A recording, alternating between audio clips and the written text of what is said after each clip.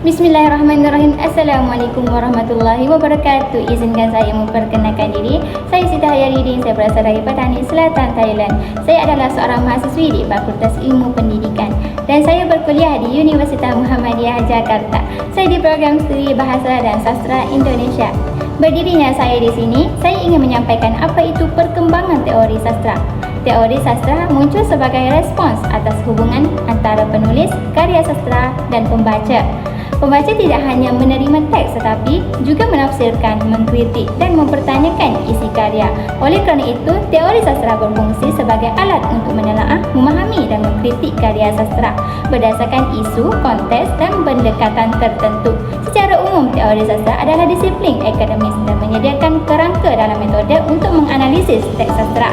Teori ini menempatkan karya sastra dalam konteks sosial, budaya dan sejarah serta menjelaskan bagaimana sastra merefleksi dan memengaruhi kehidupan manusia. Jenis-jenis teori sastra meliputi: yang pertama, strukturalisme yang memandang karya sastra sebagai sistem dengan unsur-unsur yang saling berkaitan. Yang kedua, psikologi sastra yang mengkaji aspek kejiwaan tokoh, mengarang dan membaca.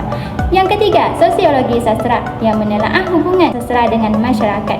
Yang keempat, semiotika yang mempelajari tanda-tanda dalam bahasa meliputi ikon, indeks dan simbol.